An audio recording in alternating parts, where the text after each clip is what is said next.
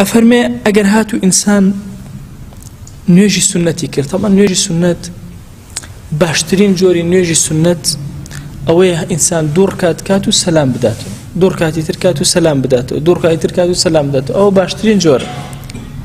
بلام أكريل نيجي سنة شن ركاتي بيك وبكيد إنجا سلام بديته سنتي مطلق أو هاي سنة مقيدة كان يشهر أو هاي بنمونا مثلا اما التراويح دور كاتا كانوا السلام بدين واكريد شوارش كانوا السلام بدين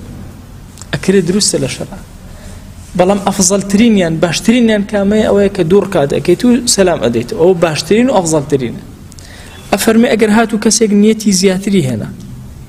ويستي شوار ركعات بكا يا زياتر له شوار ركعات وتي سطر ركعات بيك وك سطر ركعات نيتي هنا الله اكبر صدر ركعات نيش بيك وك اما سنتي مطلقه شون تحياتي كان يبو بخوانه اما قاعده قشتك وتوما انا اجد دور كاد بي يك تحيات زيات له دور كاد دو تحيات قاعده قشتك او ما نتو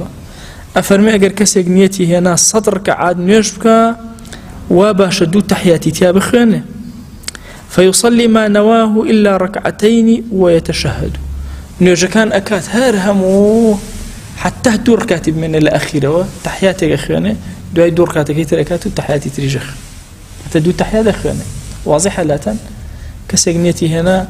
وبلاتان السير نبي شكون ما سنتي مطلق لكن عندي حساباتي سنتي مطلقه الا ما سيره سنتي مطلق اويا هيج اوينيه يعني هوكارينيه بون مناسم نيه مزجود اما هوكاريه نيجي عصر بيج نيجي عصر سنته كم اما هوكاريه بيج نيجي بابلين نيورو دواي نيجي نيورو ما هوكاريه ما بيوتي السنن ها المؤكدة المقيدة سنتي مطلق أويا نهيج أويا كدنيا خوت بون مونا سنة تو زوب شي تناو مزقوتو كزوب شي تناو مزقوتو سنة دوايا نيش بكي بون مونا روجي جمعانا سيشيك للسنة تزو فرا مشكلة وكان أويا كإنسان لو كاتي بس بنيش بريت السر شان بركاتا كي بيكا كزنات وانا بيت بالله بدعة تذكردوا شو كلا سنتي مطلقة بدعة نية شو هالأسيته وصدر كات شو نيجكي كزنات وانا بيت والله بدعتك شكو سنني مطلقية شلون أجر كسيك داني شيء مثلا 10,000 صلوات بلا سر في غمريكان صلى الله عليه وآله وسلم خوي لهيج الرواية كانية في غمري خوا صلى الله عليه وآله وسلم يا أصحاب هات بي 100,000 صلوات دال ورام كسر داني شيء إذا بدعتش حساب ناكره بس سنة حسابك له بيوتي سنتك قشتي سنتي مطلق سنتي مطلق درجايك واسعي هي أو إمام النبي باسي أو من بوكا كسي قوستي سنتي مطلقة نيتي صدر كان يجي هنا نيتي بيسي هنا هجد ركعاتك لهجدايا تحياتي أخوانا لبيستمش تحياتي دوها مخوانا دو تحياتي تي أخوانا بس أجر هاد مثلا صتيك لأنه هجتا تحياتي أخوانا لسطة تحياتي دوها مخوانا شكوتو ما نبي دو تحياتي تي في قاعدة قشتيك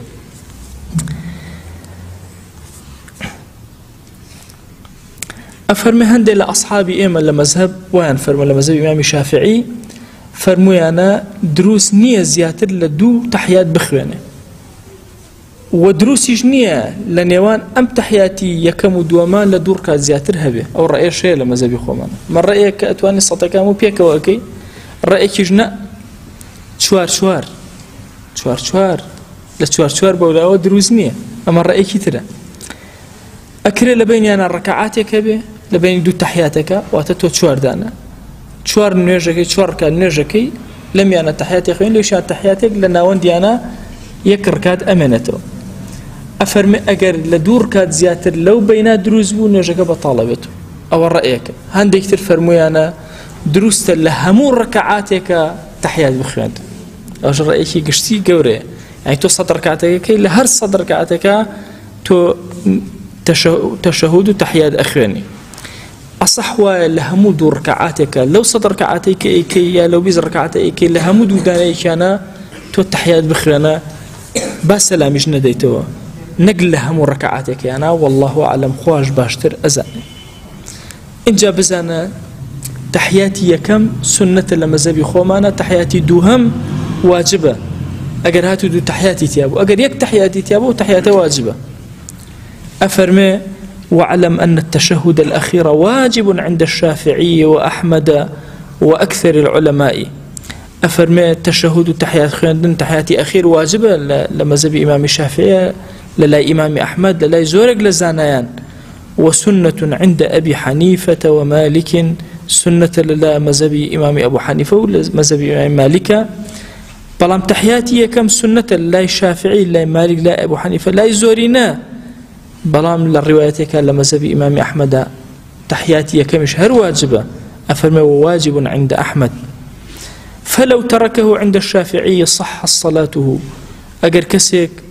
تركي كرد نيخوان لمذهب إمام الشافعي يعني يرجكي دروسته ولكن يسجد للسهو أبي السجدي سهو ببا سواء تركه عمدا أو سهوا نيرجكي يا ترككي بابلين تركي أو تحياتي كم كردويتي نيزاني بتركي كردبه يا هرب عمدي نيكردبه وتبيتي سنة ونيكرد لهردو حالتك سنة دوايا سجدي سهويان بوبا